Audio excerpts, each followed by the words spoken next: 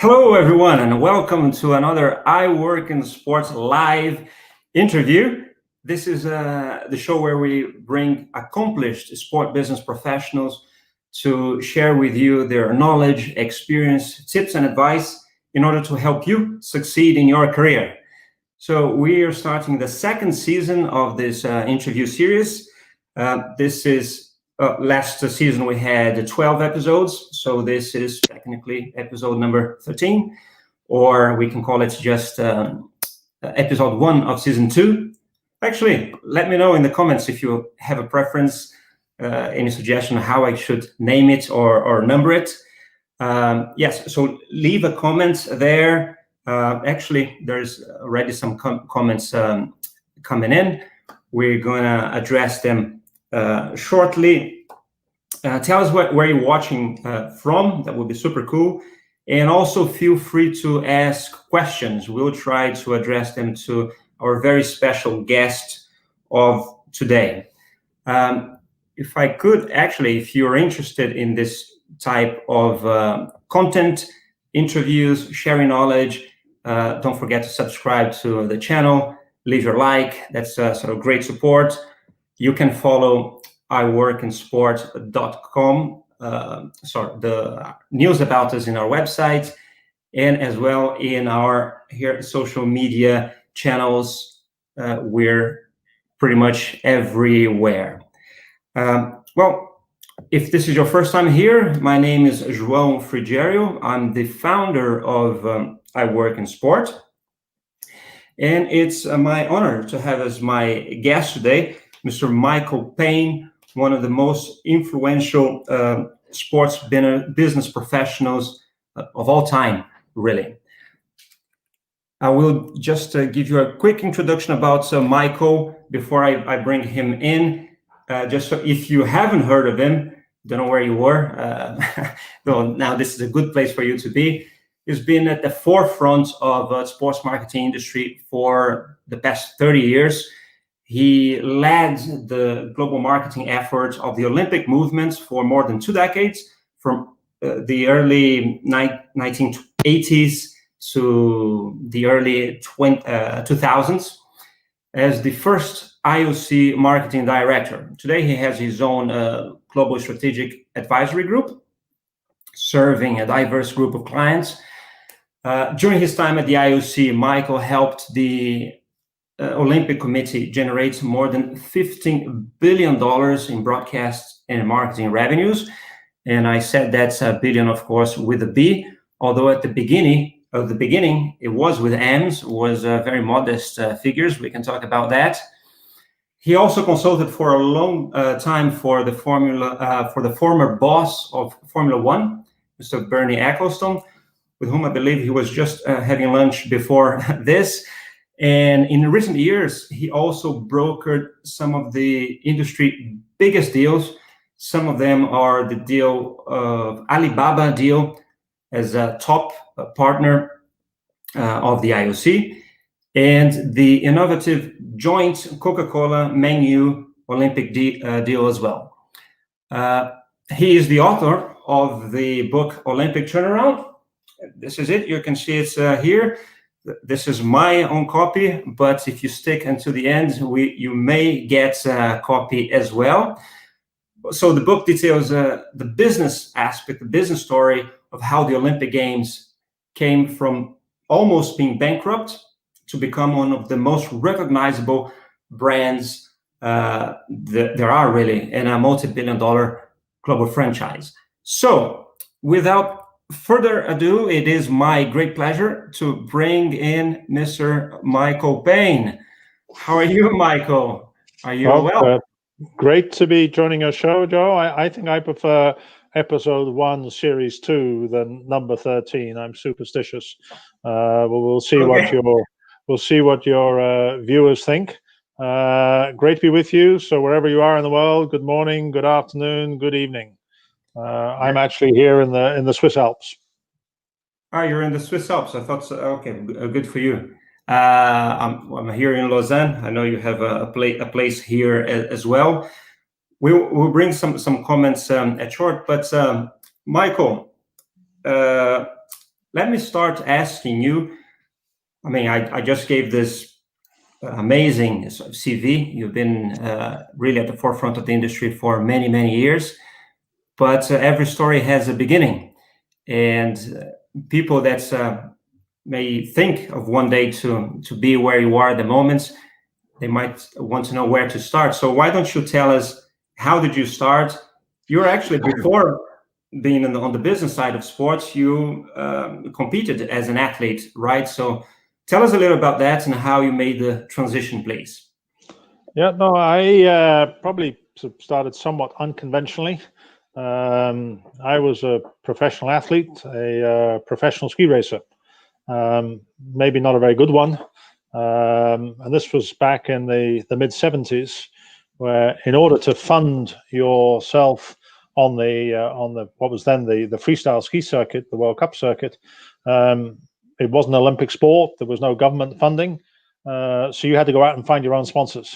In order to pay for your flights to the events, to pay for your next hotel, and I was a lot better at finding sponsors than I was at winning any of the competitions.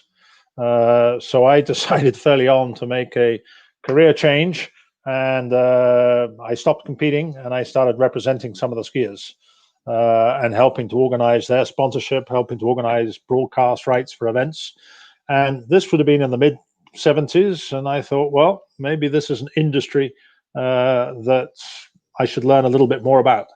And you're always, if you can get in at an industry at the very beginning, whatever that industry is, clearly, you're very fortunate, and within a few years, whether right or wrong, you're viewed as an expert and are then able to sort of ride the wave on up. So I started out as a professional sportsman, but realized I couldn't make my living that way. So moved, if you want, back of house to becoming an agent. How old were you when you decided to make the transition? And actually, what were your studies background then? My studies was focused on how quickly I could get out of school and onto the ski slopes. Right. So I was competing full time at the age of 18, having left school, and by the age of 20, I'd retired. In the sense, retired from competition, and set up my own little agency. It was, I don't know, 2021, representing some of the skiers. So I mean, it was young.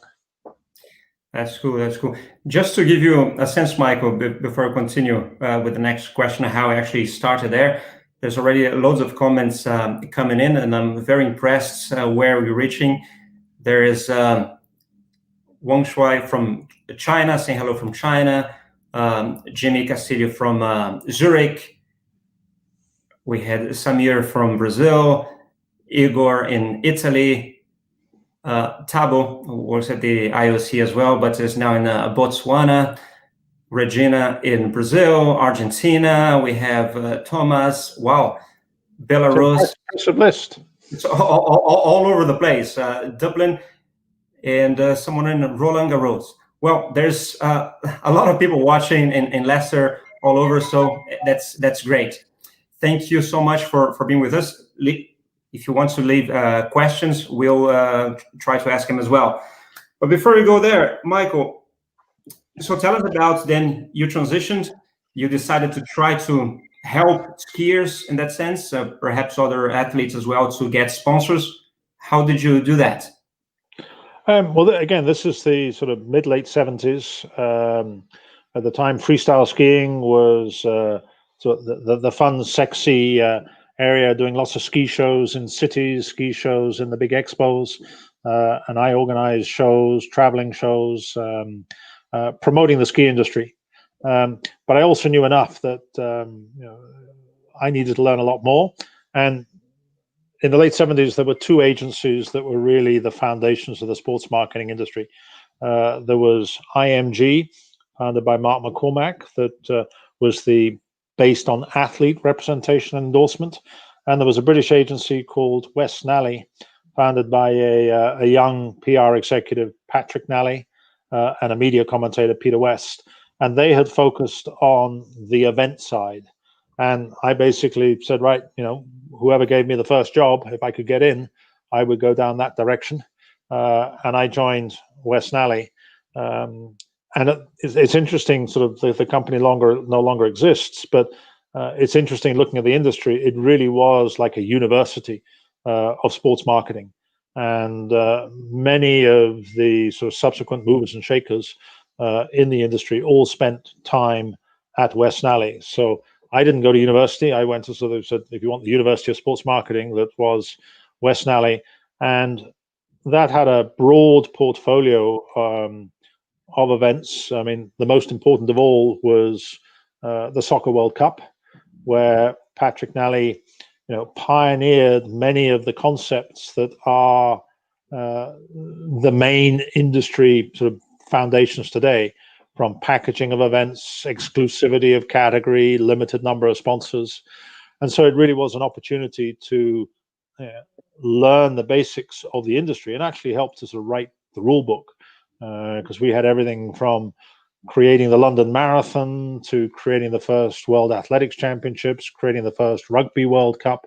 And it was a fascinating, exciting sort of time where sport was beginning to find its way of how to build a partnership with the marketing community, and the broadcasters and media industry was beginning to understand the value of sporting assets.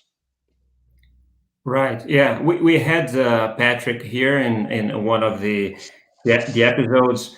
We also shared a small clip of the Soccer 4 program. That's a super interesting. It's really seeing how everything started. So then, how long did you stay there? So you were involved in so many new events, some that you guys created, and then you moved on to also a new agency. How did that happen? Yeah, so I mean, after 5 years at West Nally, a new agency was founded by some of the former partners of West Nally, by Horst Dassler of Adidas. Founded the new agency ISL to take on the whole marketing of soccer, but also Dassler had begun an initial discussion with Juan Antonio Samaranch, the president of the IOC, about how you might build a marketing strategy for the IOC. And I was a known executive at West Nally to the team at ISL, and was approached whether I would like to come and effectively head up the marketing operation at ISL for the International Olympic Committee. At the time, the IOC had no marketing department. You have to remember, back in the early 80s, the Olympics were pretty much bankrupt. You had no source of revenue. You had no cities wanting to host the games. If you could convince a city to host the games, odds on then half the countries wouldn't turn up, because the geopolitics, would sort of capture the Olympics in the crossfire of boycotts. And most commentators at the time were sort of saying, yeah, well, the Olympics had served the 20th century very well, but it's become too costly, too political. It won't continue. And that's when I joined the IOC, which, I joined ISL. As I said, the IOC then was still very, very few people, and became the sort of de facto marketing manager of the IOC at ISL. And I think after a few years at ISL, the IOC had decided, I think Samaranch and Dick Pound had decided I'd done enough damage outside of the IOC. They could better control me from within the IOC. and I then became the first director. But it's interesting when you look at the billions of dollars that are in the contracts today, what it means to a city to host the games. It's a far cry from 35, 40 years ago. And you kind of gave me as of a nice plug with the book. But that really is the business story of not only the turnaround of the Olympics, but in many ways sort of tracking what happened to the sports marketing industry over the course of that period. Right. So tell us a little then how you actually helped in the IOC turn that around. So you get there in the early 80s, I think just before the Olympics in LA, right? And in a few years, is going to go back to LA in a very different situation. But how then you solved the problem that you encountered there? I think a lot was with the strategy that also you learned at West LA and bringing just a few sponsors. Tell us a little bit more about the concepts of the Olympic Partner Program, or TOP, as everybody knows. Yeah, well, joining the IOC in '83, before Los Angeles, Sarajevo was actually my first games. There, had been sponsors of the Olympics. The IOC had no sponsors. Montreal actually had something like 600 different commercial relationships, but these were all paying $10,000, $50,000, and they still lost a lot of money. Yeah, there's one misunderstanding on Montreal. The actual organizing committee broke even. What was lost was the mayor, Drapeau, went on a massive building construction program, and everything was charged to the Olympics. Even a new airport was charged to the Olympics. And it was the capital expenditure that bankrupted, or very nearly bankrupted, Montreal, and made hosting the Olympic Games radioactive, that nobody wanted to touch it because the perception was it'll bankrupt the region. Fast forward a little bit to the early 80s, Peter Uberoff, who was the head of the Los Angeles organizing committee, he completely remodeled the process and structure for staging the Olympic Games. He looked at the revenue generating of Montreal and said, 600 companies, this doesn't work because it's not bringing in any money. So he put together a program where they would have only 40 companies, and the investments were, significantly greater. I think, frankly, where Uberoff's bigger contribution actually was not so much how he generated the money, but how he spent the money. And he kept a very tight control over expenditure. LA didn't have to build any new venues. If they didn't have a venue, they'd make it temporary. And he was able, on a $700 million turnover, to generate a $200 million profit. And that was suddenly a wake-up call to other cities to say, well, hang on a second, maybe there is a way forward without bankrupting the city. Meanwhile, back at the IOC, there was one stream of revenue, which was media rights, which, though, was primarily controlled by the organizing committee. The IOC's sort of role until Samaranch took over was effectively nominate the city, then pat them on the back and say, good luck, see you in 7 years, and make sure our hotel room's ready when we turn up. Samaranch introduced a business discipline of effectively recognizing that we were running a franchise. And if you want, the IOC was the franchisor and the city was the franchisee. And how do you begin to develop a partnership that would protect what was critically important for the IOC, would begin to build a long-term business strategy, but have enough flexibility that the local country and host would have a sense of ownership. And so we first of all started out on the broadcast side about how do we consolidate and take back control, well, not take back, but take control of the media rights. Right. That was one pillar. And the second pillar was, how do you build a marketing program and strategy that you could partner with leading brands? Well, there were two big hurdles to overcome. Yeah. One, the actual Olympic rings were overseen by each individual country. So the IOC had the grand territory of Lausanne, and that was it. And in order to do anything outside of Lausanne, you had to get permission of each country. And back then, there were around 160 national Olympic committees. Second problem, sponsorship was defined by having your name around the stadium or the name across the athlete bib. That's what companies invested in. Well, we didn't have any advertising in the stadium and didn't want to introduce advertising in the stadium. And so several companies, that we would initially approach, we said, hang on, what are you talking about? I mean, what, we're going to stick the Olympic rings on the computer and that's going to help sell? We're not interested. Equally, trying to convince all the countries to sign up to a centralized marketing program, some of them woke up to the idea and said, now let me get this straight. If the IOC gets control of all the rights centrally, they then become much more powerful. Not sure that's a good idea. Equally, you got to remember, this is in the middle of the Cold War. Yeah.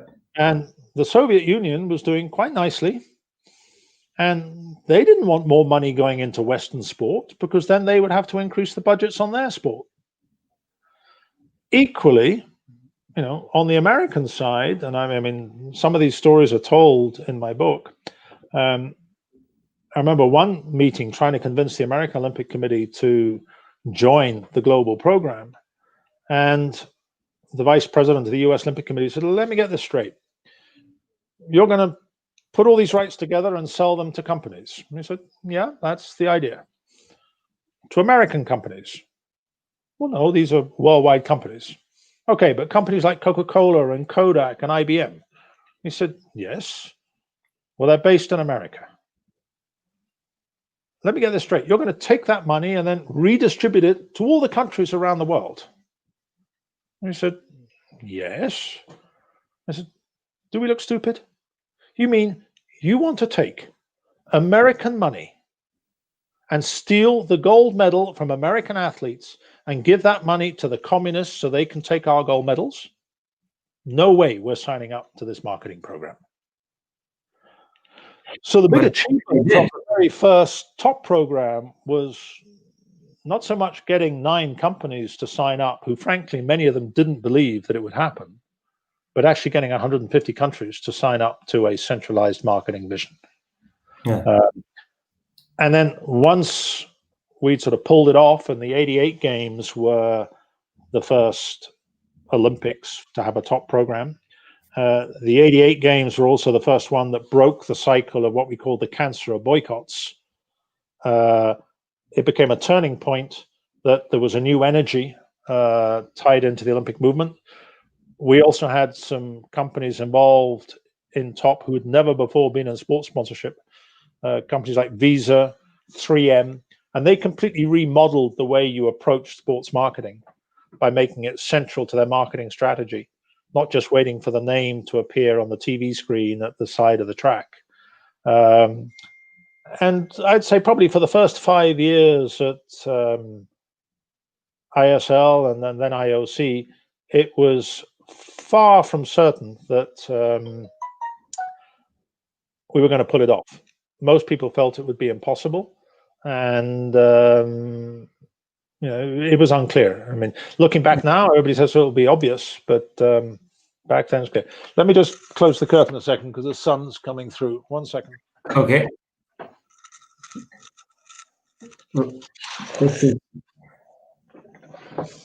That's better. Okay. Great. So we take this live break to have a message from Breitner Moreira. Say, Michael Payne wrote the best sports book I've ever read. Thanks for sharing so many information. Brazilian, hi from Italy. There's someone you know as well, Mario Medeiros. It says Mr. Michael Payne is a reference. There's many others saying hi from Canada, Ronan from London, and so forth. Michael, you mentioned two things there. So you got it in the 80s, and you said that there was really no cities wanting to bid to host the games, and then for a while after that, after implemented that program, there was almost like an excess of cities wanting to host games. Also, in terms of legacy, right after Seoul, that you mentioned when the first top program came in, so in Barcelona, it was then made a story to tell as a reference of what a good legacy would be in terms of how you rejuvenate a part of a city. And now, after all these years, we get to a point where the IOC was again having trouble to find cities.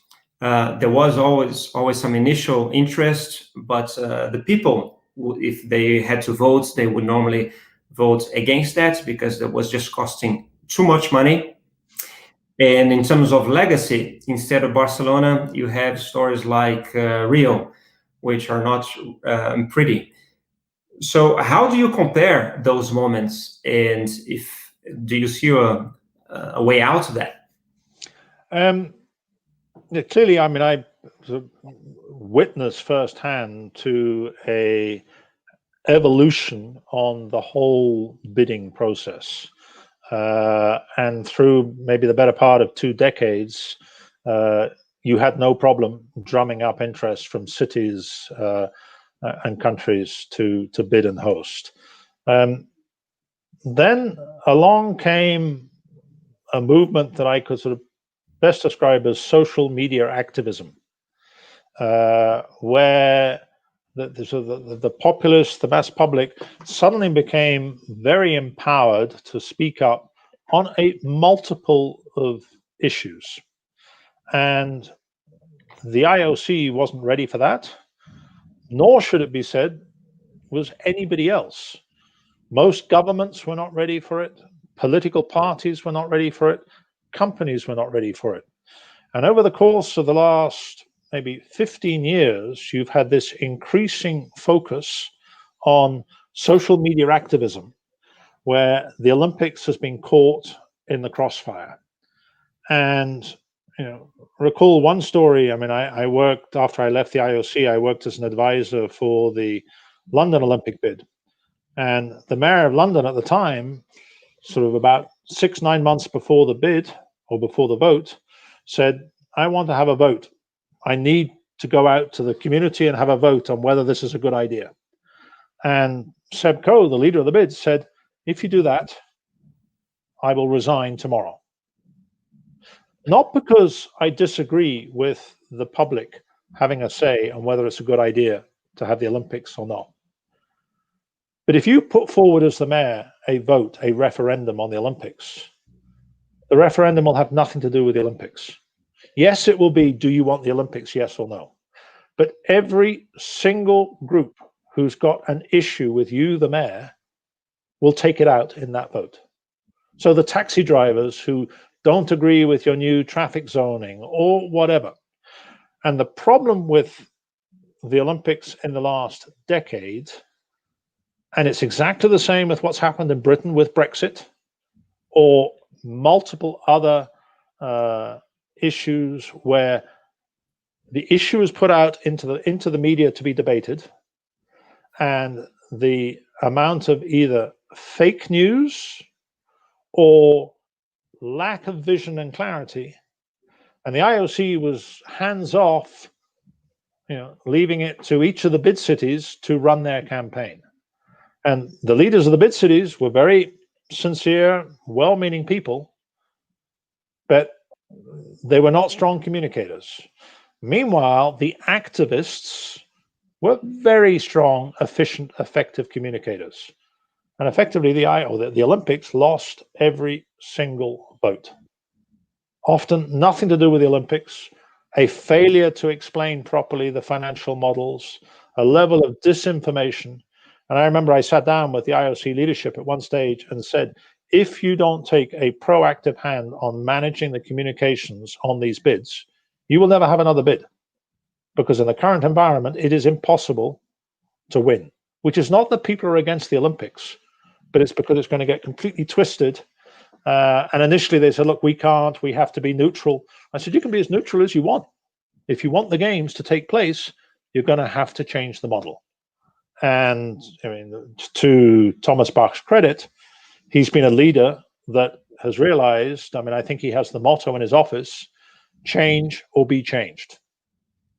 You know, his predecessor didn't understand what was happening strategically and didn't make any changes, and it came up and caught you, blindsided you. Right. Well, in many ways, if we think of how the host cities were decided a few years back with the double announcements of Paris and LA, it was great, I think, in many ways for the IOC, and because it gives them, at that time, would give them time to kind of rethink how to do that. But now, especially when we think of the pandemic and all that is going on, there's someone here that sent a question that I had noted was going to ask you as well. I will guess this is called, pronounced Arsen. He would like to know how the pandemic sort of will affect sports marketing sort of as a whole. Today, I mean, sports in general, today we have cancellations. Of course, we're still hoping to have the Olympic Games in Tokyo next year. But the whole thing of how sponsorship and marketing around sports is thought of, how much you think that will change. Just a side note, we had Ricardo Fort, that you know very well from Coke, participating here a few weeks ago. And one of his points was that for a sponsor like Coke or other global brands, the fact of not having people in the stadiums, in the arena, of course, it's not ideal. It's far from ideal, actually. But in terms of the sponsorship strategy, it doesn't affect that much because, I mean, they have this global strategy and they reach thousands and thousands times more people outside the arena than inside the arena. But still, it's a setback. But what do you expect in terms of how will sports evolve from now on? Well, I mean, there's no question that COVID has effectively cancelled much of the year of 2020 for sport and had a level of disruption to multiple other industries, that it is still far from clear how they will recover.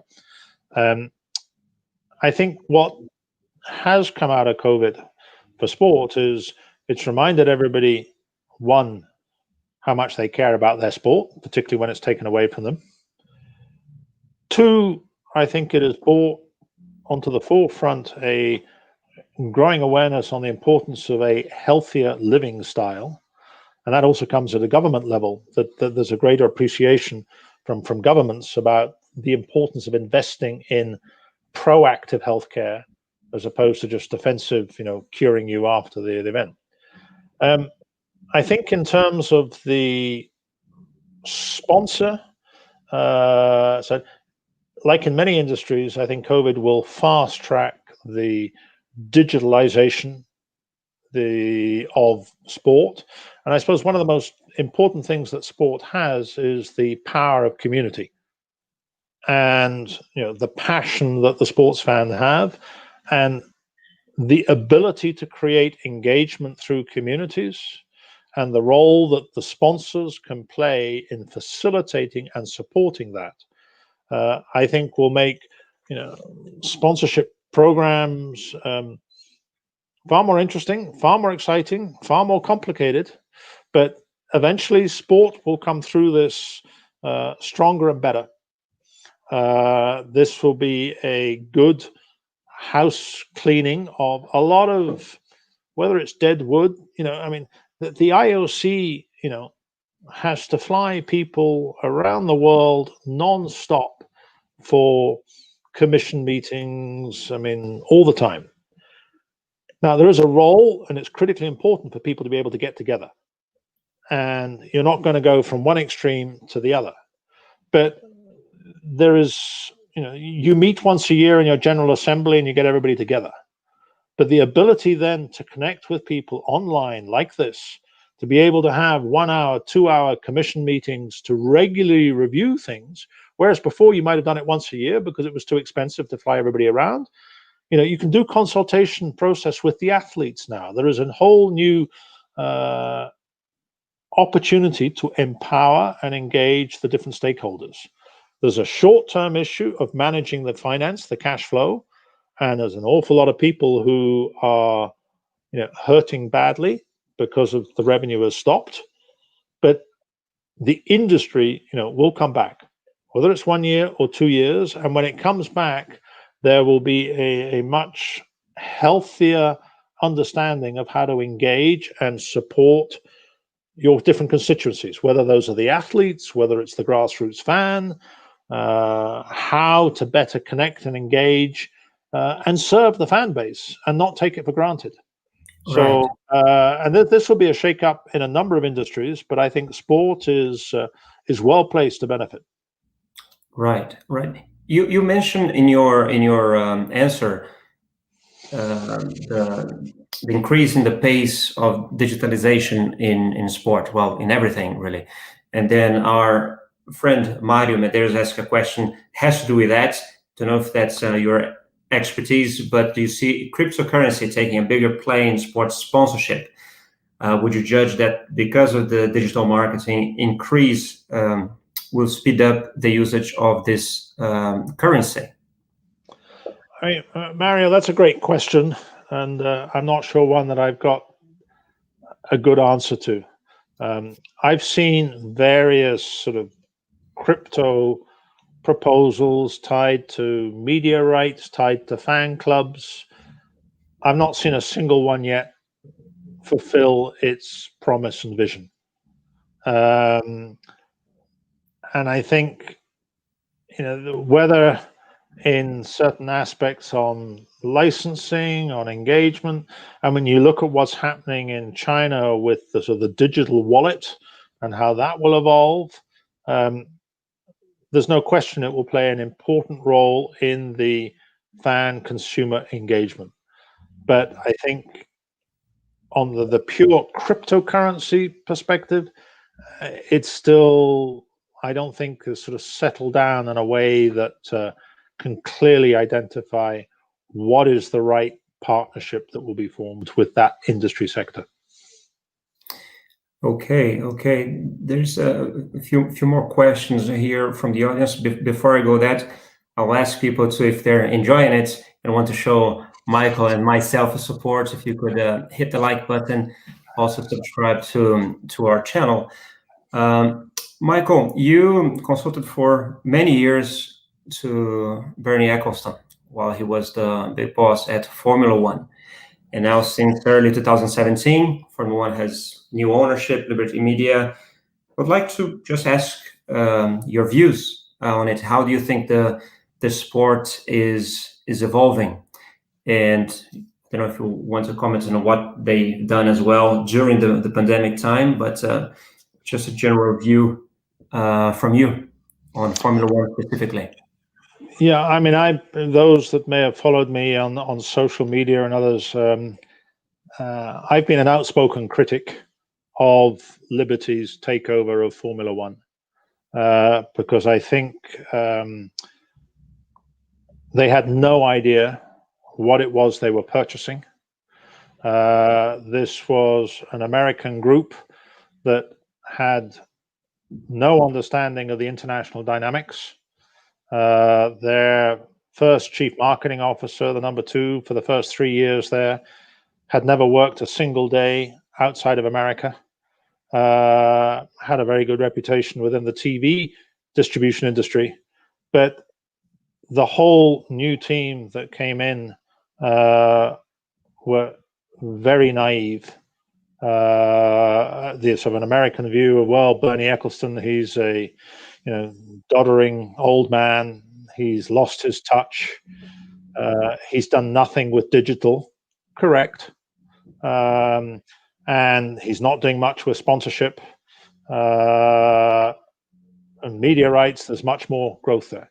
If you were to now take a report card 4 years on from Liberty taking over, the only new TV deals have been the ones that have been reducing the audience onto a pay structure. The major free-to-air broadcasters like TV Globo, they've lost. If you look at the sponsorship, not a single new sponsor, that wasn't already agreed through with Ecclestone. If you look at the relationship and structure with the teams, in the last year, they have succeeded in getting a new Concord agreement and maybe trying to get some further balance and everything in there. But overall, there's been a lot of noise, not a lot of substance. Now, having given a pretty negative report card, I will also give credit that I'm very surprised they actually have succeeded in pulling off a season and getting as many races running again this year, albeit behind closed doors, in order to keep some of their TV contracts and everything intact. But, I mean, Formula One was owned previously by CVC, the venture capital group. It was an incredible investment for them. And I worked closely with them, and I continue to work very closely with them.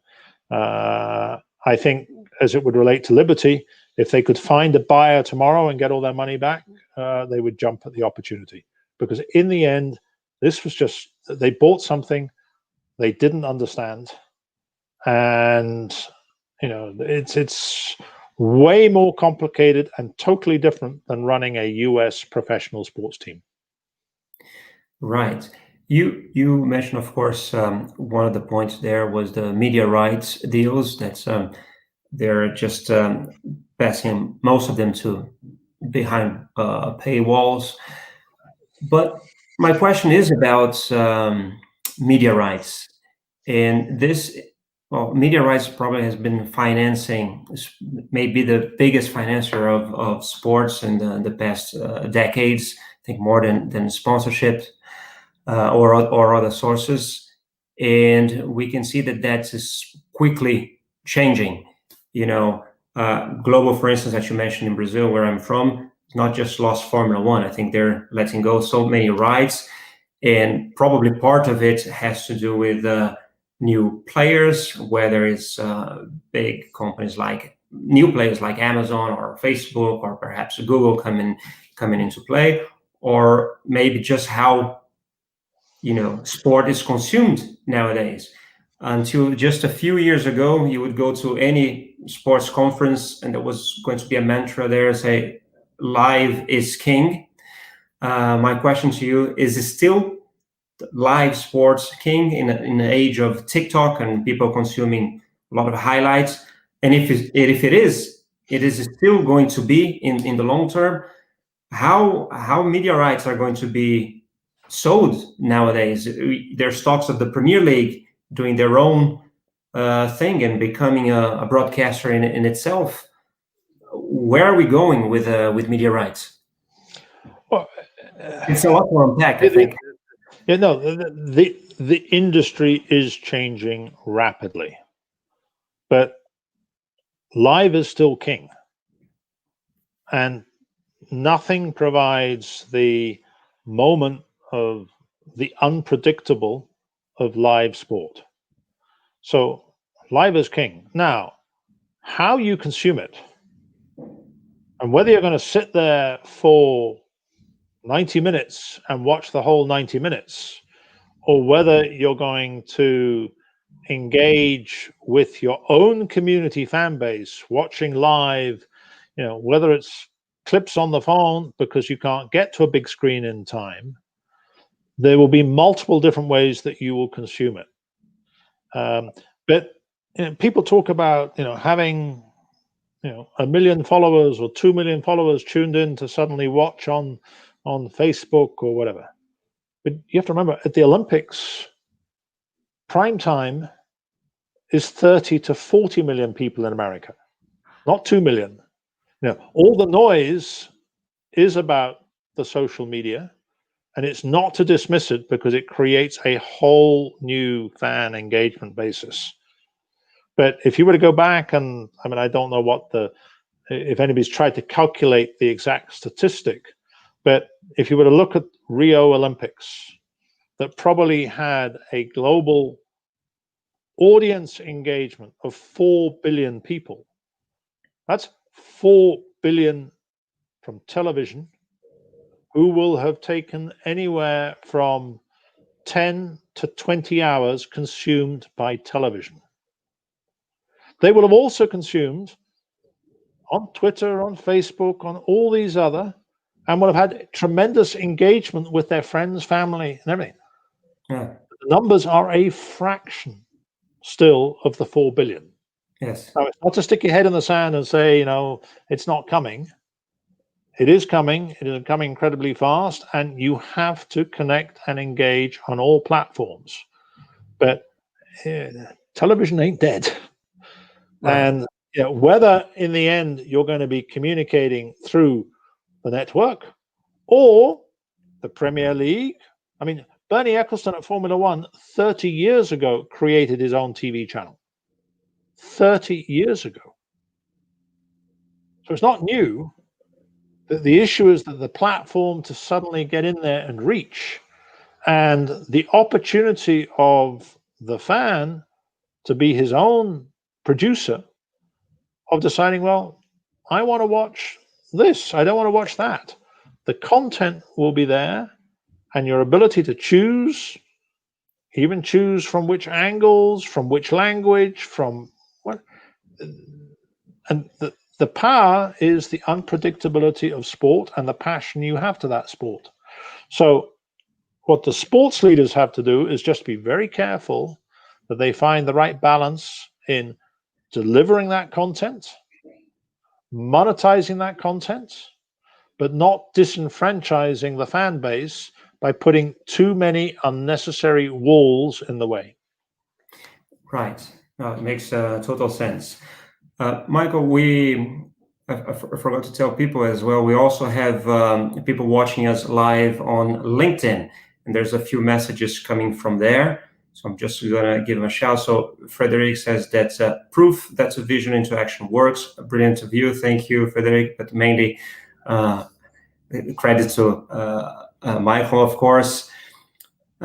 Thomas has a question that has to do with a career. He wants to know about if you consider mandatory to have a master's degree, which, master-oriented to learning, it's required to enter in the sports management world. Probably it's not required. You might want to talk about how do you prepare to come in the industry. And I will tie with the question that I already had, is also not only what you need, but where do you think the opportunities are nowadays? So if you were now entering the sports business as you did back when you joined West Nelly, where would you go if you were starting now? Well, I think the good news, I would say, for everybody is there are many, many more opportunities today to come into the sports industry.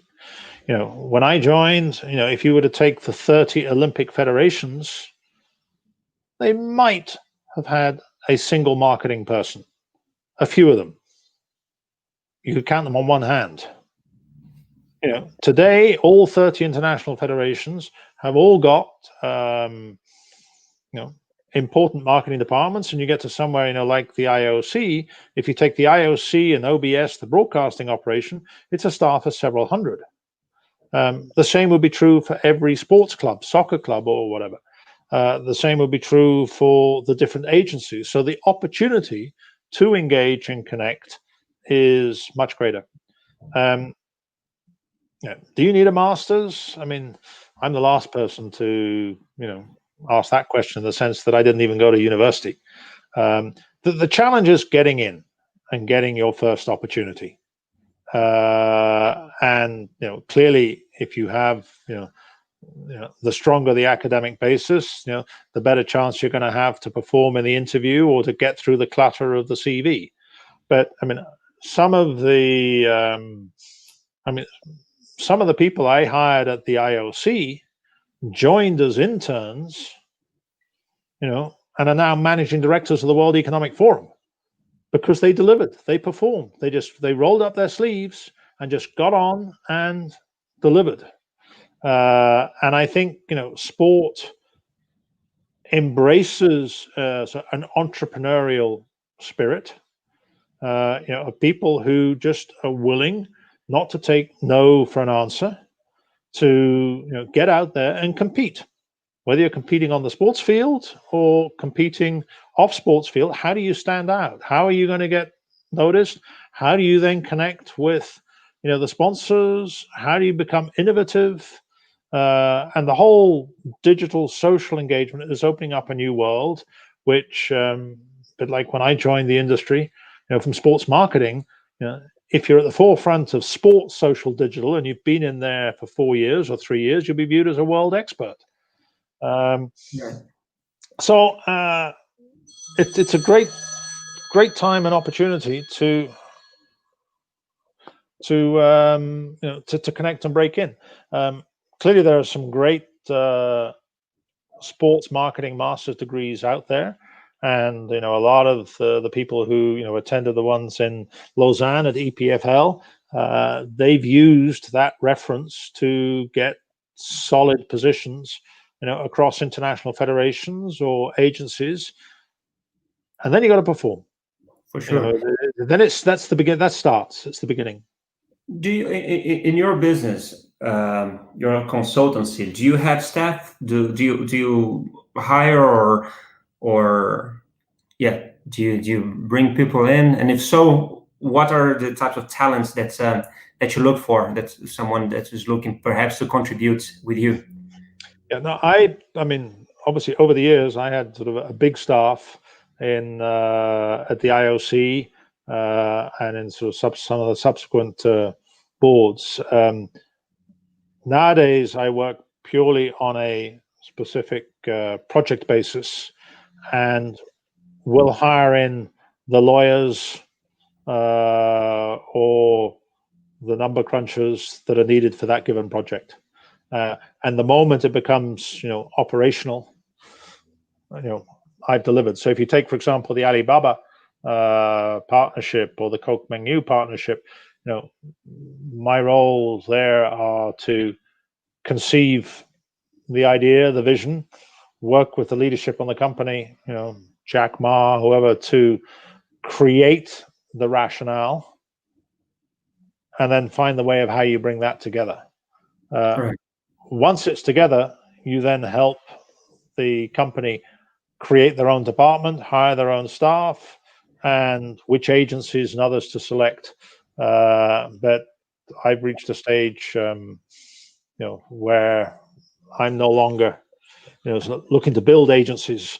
Have been there, done that, Right. but have to help others do it. Okay, so Michael, we're going to the last few minutes of the talk. There are some questions that arrived here. I can see that, not counting on I can see that the numbers for LinkedIn, but on YouTube we have over 40 people watching now, and I'm going to tell them that you very kindly said that you would give away a book that you're going to sign. I'm going to pick up that with you and send to them. So what I'm going to say is, since we have over 40 people in the room, if we reach 40 likes in the video, we're gonna I'm gonna draw the video. Keep pushing. Keep let's see how bad they want the book. By the way, you're don't know if I could disclose that, but you're working on a new book as well. Is that right? I am working on a new book. It's slightly different from Olympic Turnaround, a little bit more ambitious. Back in my time at the IOC, I used to collect political cartoons, editorial political cartoons on the Olympics. And I always thought, wouldn't it be interesting to put together a book talking about the history of the Olympics through the political editorial cartoon? Well, that was the simple idea, but I never got round to it. COVID provided the perfect opportunity to really embrace. So about 6 months ago, I started really researching. I found over 2,000 political Olympic cartoons from some 400 cartoonists from about 50 countries around the world. I've edited that down to 1,200. I then proceeded to write a 100,000-word commentary on what was really going on at the time. From the boycotts to how the hell did they persuade Queen Elizabeth to jump out of a helicopter in London? But all of the stories that have never been told. And we're putting that together into a very large 500-page coffee table book, which will be published early next year, with sort of its working title is sort of Olympics 760 BC to 2021 AD, from a unofficial, unauthorized, unsanctioned insider's view. And it hopefully will be informative, because there's a lot of stories and research that has never been told. I go hard on a lot of politicians for being, and the media at times, for jumping on their soapbox and taking a position without the facts. And hopefully in the end it will help to sort of educate and entertain. And I'm just now in the final stages of negotiating with 400 cartoonists to clear the rights. This was not a small undertaking.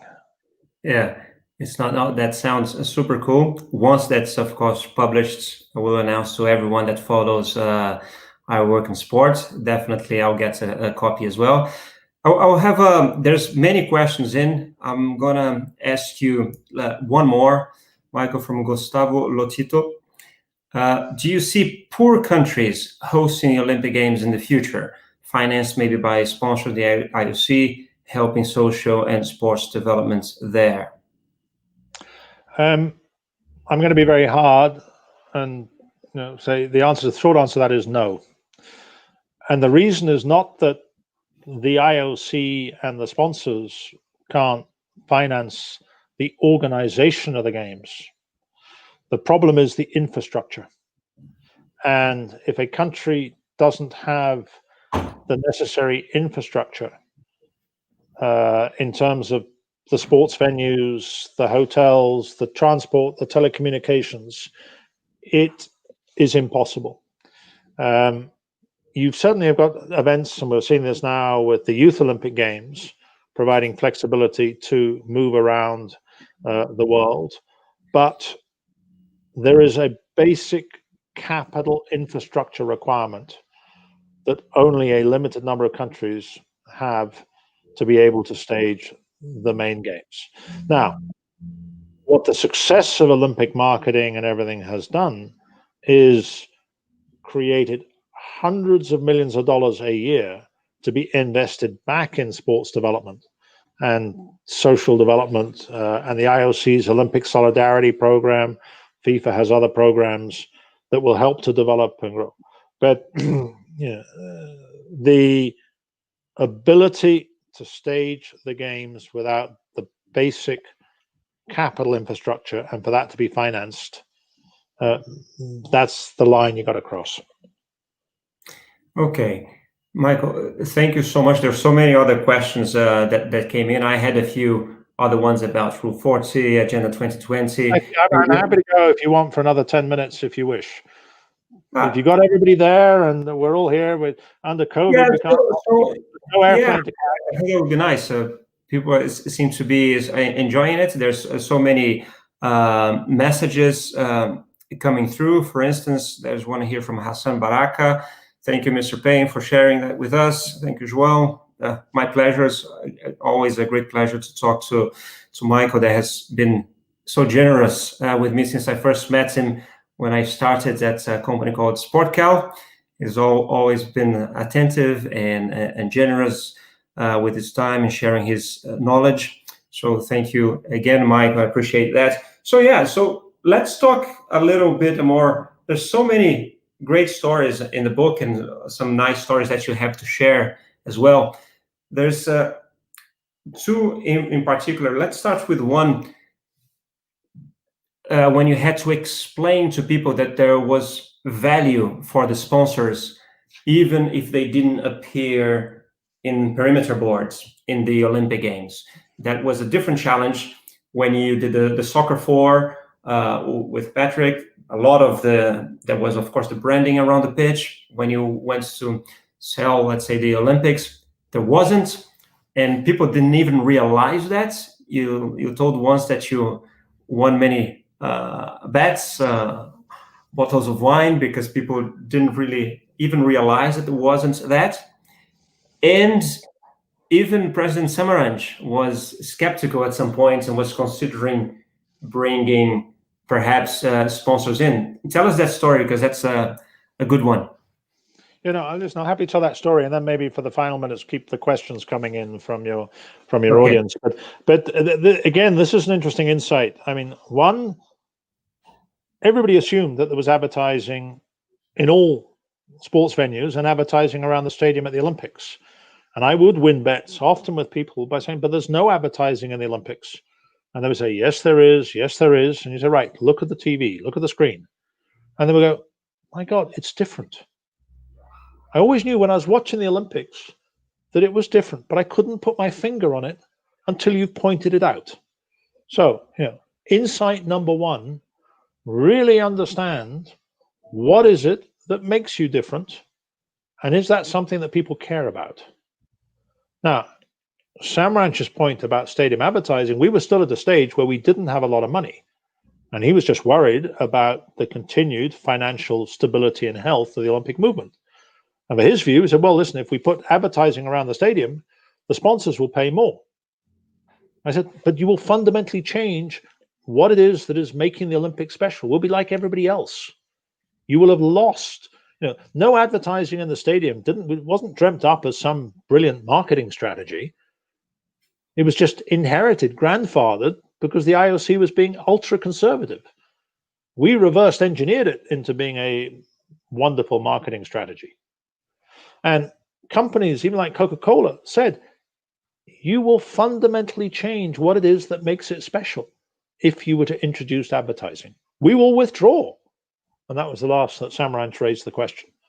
But it is important to not take things for granted, to really go in and understand what is it, what is the connection, why? And then once you understand it, you work to protect it, you work to enhance it, and you look as to how do you evolve that will continue to create something, in the case of the Olympics, and it would be true with most sports clubs, that people are passionately caring for.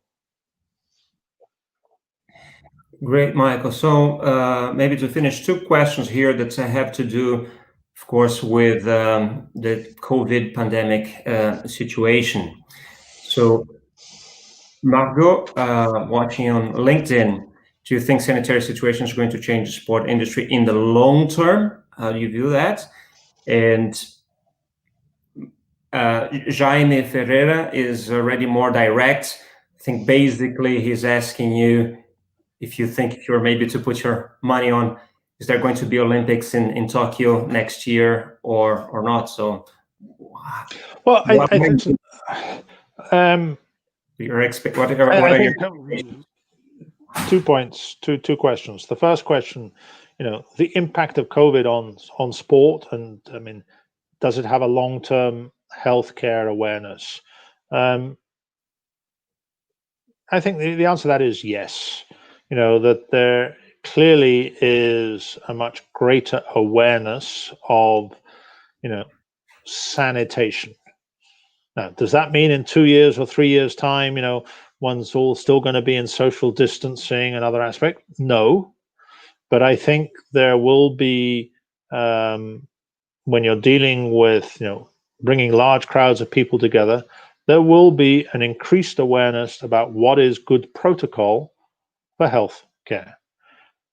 And the best example I can give, after the tragedy of the 1972 Olympics and the Munich massacre, that changed all sports events in terms of security protocols. And it became normal, to eventually walk through some form of, eventual mag and bag scenario. To the extent going forward that the mag and bag scenario will also become a temperature check, and you will not be allowed into a stadium if you're running a high temperature. I think there will be an evolution where, we've seen it at travel and airports. I mean, and anybody who's been traveling regularly in Asia in the last decade, it was quite common to suddenly be having a temperature check or whatever as you were going through customs. And there will be elements of this. If we now sort of jump ahead to Tokyo next summer, I think everybody will have seen in the last couple of weeks the Japanese leadership, the Prime Minister, the organizing committee, and the IOC leadership have all said the games will take place. And I think they will. I think they will take place in an environment that is not going to be empty stadium. But you are going to have changes. The nature of how you will get lockdown of athletes in training sort of perspective. If you have a situation where 150 countries are clear, but you've still got the outbreak running in 50 countries, do you clear all the athletes 2 weeks, 4 weeks beforehand? Do they all get special, if there is a virus by then? I suppose the biggest challenge for the IOC and the organizing committee is it's still a movable feast.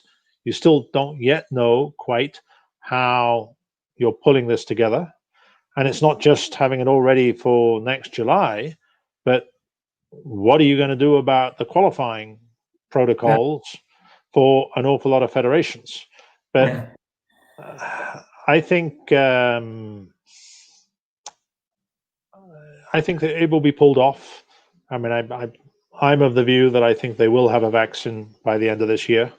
But are you going to have lots of international spectators traveling around? I doubt it, because I think just the international travel environment for what would be described as non-essential travel, I think will take a lot longer to come back. Okay, Michael, thank you so much. Great input. Just before we go, I'm going to share a few more comments that just came, saying that it's been fascinating. So thank you again. Amir from Brazil saying as well, great talk. Omar, I'm not sure where he's watching it from, but also great lecture. So I can only thank you for that. I have to say we got very close to the 40 likes, and I'm generous. So as you are, I'm going to give him a book anyway.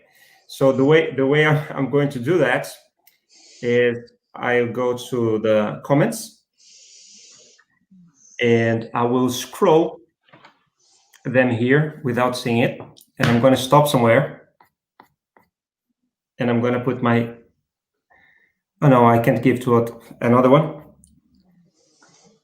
Yeah, so it's going to be to Tim. I landed in your comment, Tim. Be happy to send a book for you. The Olympic turnaround.